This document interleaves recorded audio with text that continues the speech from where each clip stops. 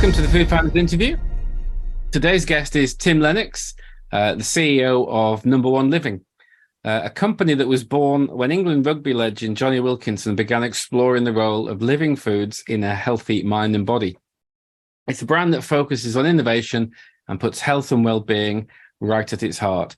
The range currently includes kombucha, kefir, and health shots, and the brewing process it uses creates living drinks that are unpasteurized, with no nasties, full of beneficial bacteria, probiotics, and acetic acids, all excellent for gut health and overall well-being. I'm very much looking forward to hearing about Tim's experiences in retail, how Number One Living has been expanding its range and scaling up, and what the future holds for the business. So welcome, Tim.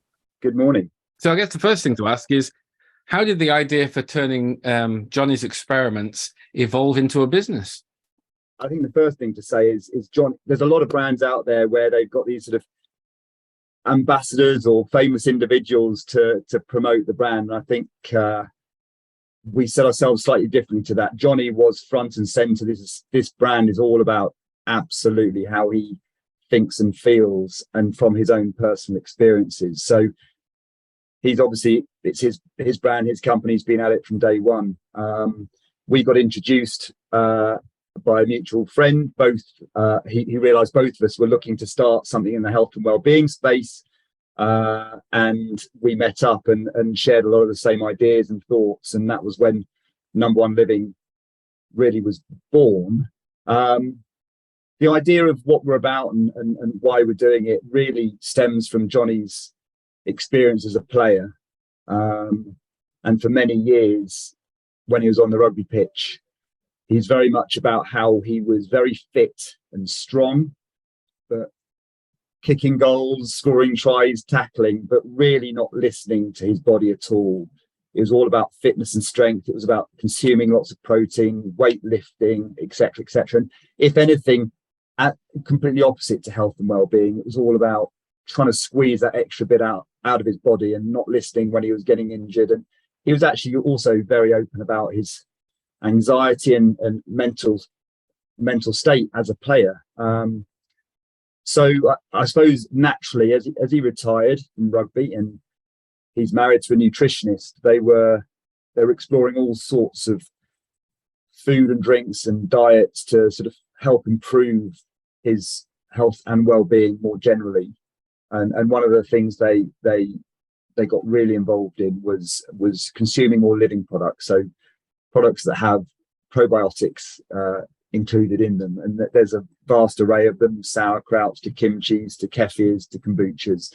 And kombucha was something that they were brewing on the kitchen table, consuming on a daily basis, experimenting, exploring about different taste profiles and so forth. And Johnny 100% believes that it was this change in his diet that improved his mental and physical well-being, and it's such a relatively small change, perhaps trading out of a traditional soda and buying a kombucha, but one that has many benefits as you drink less sugar and all the things you mentioned in your intro. It's got live cultures, organic acids, all these essential components that are essential for living a healthy life, and that is the idea. That's the nub of what Number One Living is trying to achieve.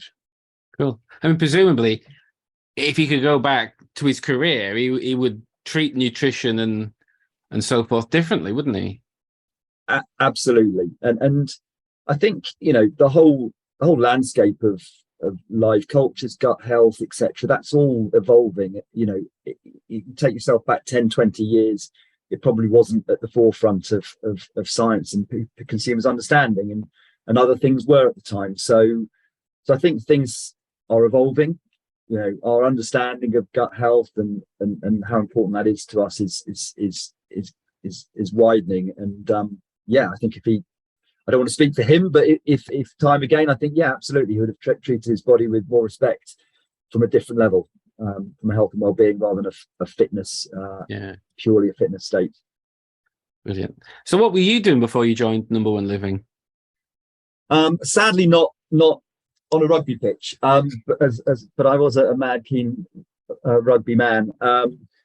I most of my career was at Sainsbury's, so very much in the retail space, and for a lot of that in product. So I was there for probably nearly 15 years, many different roles. But the two that were sort of relevant to my journey and starting this company up was, I spent 5 years in the own brand team at Sainsbury's, so creating and looking after some of their very big sub brands, and being really customer focused on what those sub brands were about and what the consumers they were trying to target, and the general own label and marketing plan around that. So a huge amount around food and drink, and I just loved that part of the business. And then more latterly in my career, I was more in the digital and technology team, and in very much and looking after a lot of the digital and technology startups. So Sainsbury's had a lot of small businesses that they were exploring, and I headed a lot of that up, and I loved the entrepreneurialism of that. So it was a natural thing for me to combine the two together. I wanted to be in a more entrepreneurial environment, but looking after food and drink. So that's where I decided to look at that, and that's the point where I met up with Johnny and this started. So yeah. That's interesting because, as you say, with the role in Sainsbury's, you've got the big scale of Sainsbury's, but quite entrepreneurial kind of projects within that. Is that what we do? Yeah, exactly. I mean, the last thing I did, and there might be some people on the call who've heard of it, I hope they have, was something called Chop Chop. So Deliveroo was this. So I left Sainsbury's 6 years ago or something now, and Deliveroo was just starting, and all these bicycles delivering meals to everybody. And we sat down and said, well, what's Sainsbury's interpretation of this? And it was to how could we get, I mean, it's the last mile delivery now. There's hundreds of players that are huge and really going after this space, and I think Sainsbury's was one of the first. We recognized that there was a need for consumers getting last minute groceries within 20 minutes. And I spoke to my boss, who I got on really well with. I said, look, this is a space we need to play in. And he literally just gave me a small seed lump of money. I moved out of the head office into a small little office, hired some people, and launched it within 8 weeks. And within 8 weeks, we had 2 apps, one for consumers, one for the delivery cyclists. I went to Decathlon and bought 20 bikes. We set it up with one of our Sainsbury's stores in Wandsworth, and we literally had this proposition up and running within a couple of months. And that is still out there now. It's running from a number of Sainsbury's shops, and there are a lot of people who are competing with. So it's those kind of experiences I just loved doing, and they were relevant to consumers, and it was what people were wanting, and I had a good time doing it. So yeah. So how has the kind of the product range evolved, and what is it now? So our mission is all about making living drinks, so drinks that contain probiotics, more accessible. When we launched, there were some kombuchas on the market. You couldn't find them in retail. They'd be at the sort of back of a health food store, and some were great and some weren't so great. But I think mostly the taste profiles of these drinks were quite polarizing. They were probably targeted to more niche audiences, and maybe therefore the people's first experiences wouldn't have necessarily been as positive. So we tried to make kombucha accessible to everyone, mainly first and foremost from a taste perspective, but also price, branding, where they're distributed, etc. So our range now has moved on from the original first few drinks through to probably one of the most comprehensive ranges of living drinks that I know, in terms of the sort of areas we play in. So we do have kombuchas, we've got some water kefirs, we've got some health shots, and we've got some more functional kombuchas. And now we've just launched a sort of a brewery range of kombucha. So we've got, what we are really trying to achieve is people who are really focused on their well-being and wanting to just take that slightly healthier alternative, but not to sacrifice taste. Then we hopefully have got a drink for any occasion. That's sort of where we're trying to get to. You're trying to reach a wider audience, not just people who understand the benefits of probiotics, etc. Yeah, I mean, look, there are 3 key trends that we feel are really, I mean, trends is probably too light a word, but people are very aware about sugar intake. People are very aware about gut health and probiotics, and then there's a very big trend of millennials not drinking alcohol. And what do they drink if they don't go into a bar or restaurant and order a beer? And I think kombucha fits how we position it absolutely within each of those three, and very naturally so. It's not something you have to shoehorn in. The kombuchas are brewed to a point where you can remove as much sugar naturally as you want out of the drink. That's not then having to be replaced by artificial sweeteners or anything. You can just take that down to whatever level. The probiotics, that's a natural occurrence. So people who are into the gut health, and the same with people don't want to drink alcohol. Well, it's a fermented drink, so it has a lot of the taste profile that consumers would be looking for when they're drinking alcohol. So it plays into all three of those. We're trying to target with different ranges all three of those. And if the drink tastes great, whatever level of understanding people have of what's in that drink, it doesn't really matter. They're drinking it. It's a healthier alternative. They can take it at just that level. There's no little sugar. There's no nasties. It's vegan. It's, all those things. Even if they don't get to the fact that it's got organic acids and probiotics in, So we're just trying to be a generally healthier option to the consumers. I can see from watching the industry that low and no alcohol is a kind of real growth area as well. Like making that choice. Is that where the Living Brewery range came from? Yes, absolutely. I mean, ever since we've launched, we've seen our drinks being consumed as an alcohol replacement. Either our consumers are telling us, we've got listings and see our products in bars and restaurants, and we just know that is a key fact. But these weren't any drinks that we had specifically designed for that purpose. So I think with anything, you look where the trends are going and where the growth could be, and we have developed, as you mentioned, Number One Living Brewery. It's a very tight range at the moment. It's got 2 SKUs in it, two drinks. One is a citrus hops, which is sort of like a beer replacement, and one's a rose blush in a sparkling sort of champagne-esque style 750ml bottle, a little bit like a sparkling wine. And they literally launched just a few weeks ago, and that was the idea, is for people who are wanting a non-alcoholic replacement. I've got already friends and families that are pregnant relatives that just wanted to celebrate, but not with alcohol, etc. And I'm hearing huge positive feedback on that range. We've got listed already, and we've got some great expectations with them. Yeah, fabulous. Actually, talking of listings, what's been the approach to sales as you've grown? Well, look, we are trying to not be a niche brand. We're trying to bring kombucha to the forefront. We're trying to sort of have a broad appeal. So therefore, that goes, as I've mentioned already, with taste profiles and branding, but where it's distributed. And we're not aiming to be in Soho House or anything hyper trendy. We're going for the big retailers, the big family restaurant chains, the sort of big gyms, etc. Whatever we do, it's trying to be the accessible place. So retail was obviously very key for us. We were very fortunate to get onto the Future Brand scheme at Sainsbury's quite early on. We've got a few good listings in there, and I think we're even actually the first kombucha to be listed in a big retailer.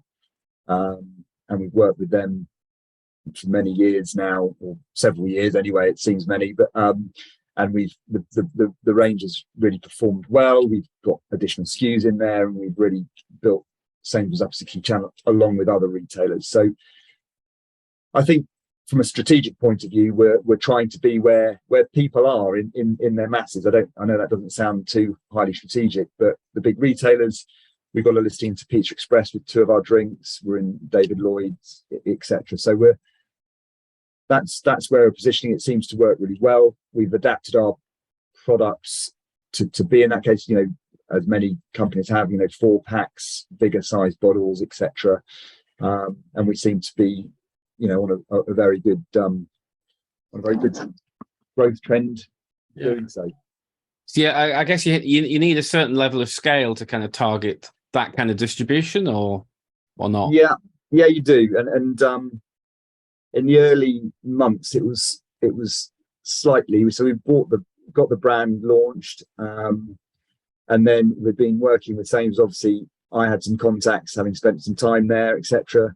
And it was quite scary when we got that first listing, which was in quite a few stores, and I think our shelf life when we first launched was scarily short. So it was a real big commitment for us. We had to really go with it, and unfortunately it paid off. And since then we've moved into other retailers. We're in like some Morrisons. We've got some great listings in Holland Barrett and Boots, and all of those require a big volume and capability. And I'm sure everyone who's in my position who's listening to this, it's managing cash flow, it's managing stock levels really, really tightly, trying to get forecasts from all your big customers as far ahead as possible, working your promotions in such a way that you're really managing your production, you're managing your cash flow, you're managing your customers, so that you've always got stock on shelf. It's a really fine balance right now, but a good position to be in, right? I'd be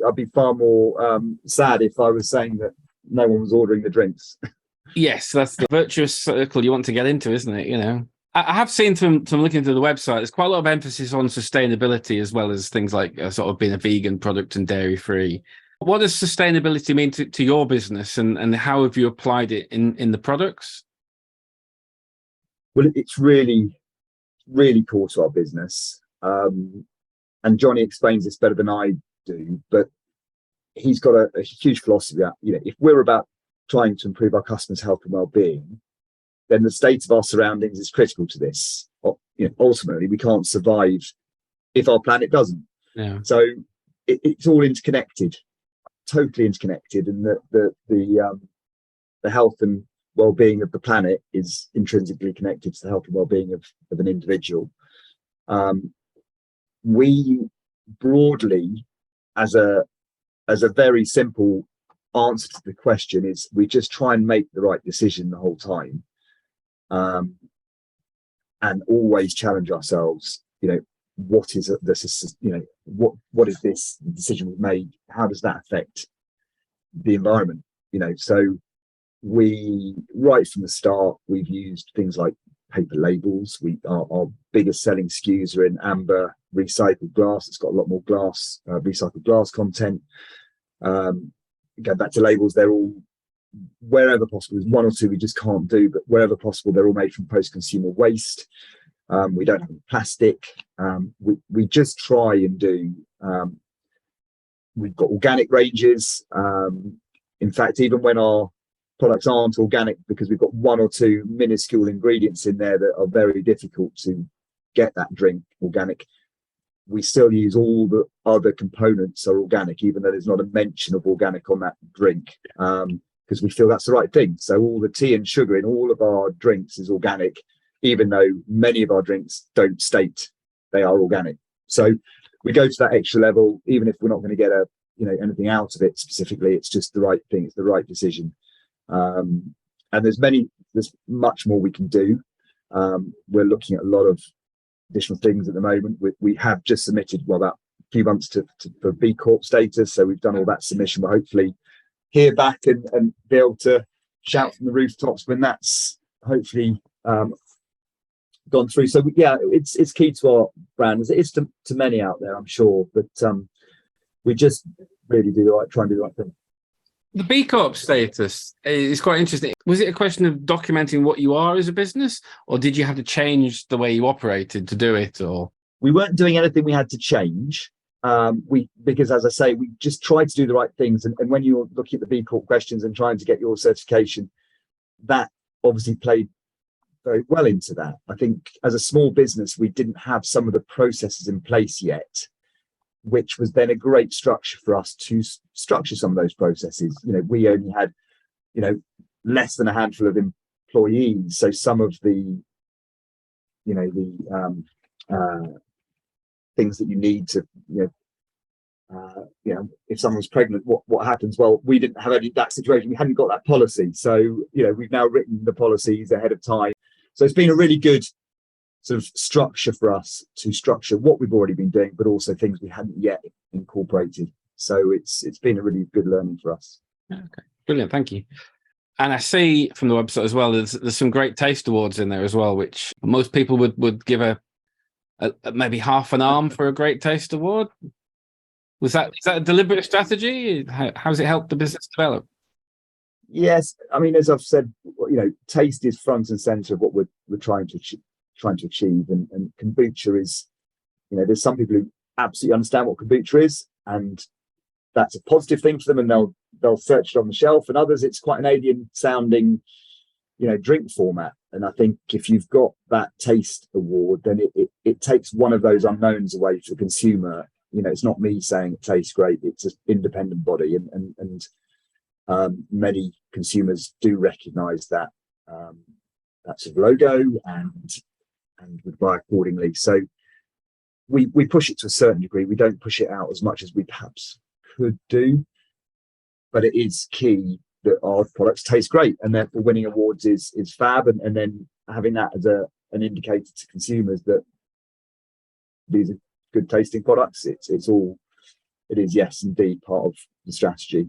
What does a team look like within Number One Living at the moment? You say it sounds quite lean. Yeah, we are a small team. Lean in a positive way. Lean in a positive way. Look, again, it's a tough environment out there, and you've got to be really careful who you employ and what roles you need. We've been operating on a very core team up until about end of last year, actually, and then we've just hired two really great new hires into the business. One to look after some international expansion that we're looking at, and one to head up our marketing. So they are really big hires for us, and we're looking forward to what they bring into the team. So yeah, I mean, I think for a small business, it's all about who do you need there as core, who's full-time employee working every day of every week of the year, and then don't feel scared to bring in those expertise as and when you need it, and that doesn't need to be a full-time employee. And I think we've used that balance between having the core team and utilizing consultancies in whatever area that is, who bring a lot more skill to the team than you would be able to as a small team employ specifically. So that's sort of the hybrid model we work, and it seems to have worked okay to date. Excellent. And do you remember how you found Frog Hop and decided to work with us? I do. We were. It was probably well over a year now, a year ago, and it was for the development of our two ranges. One of which is the brewery range we've just been discussing, and the other one that came out just equally just a month or so ago, which was our Living Plus, which is kombucha with added adaptogens and vitamins. And we were looking to see who we could get to help develop those. And as you do, sort of set your net out, and we got several people come back saying, "Oh, have you heard of Frog Hop? They could be just the ticket." And as they say, the rest is history. So we were very fortunate to be introduced to Frog Hop, and Simon and Sally specifically. Simon, I know, has moved on. Sally is there and did a great job for us on the development of these two drinks. And yeah, we're really impressed with the whole journey using Frog Hop to help develop those drinks for us. So yeah, it's been a great project. Excellent. That sounds good. We've got some questions, but one more from me, which is what are the goals for the next couple of years? We're really fortunate at the moment. We're seeing some really great growth, and I think that brings fantastic opportunities. But you also need to be careful how you go about growing.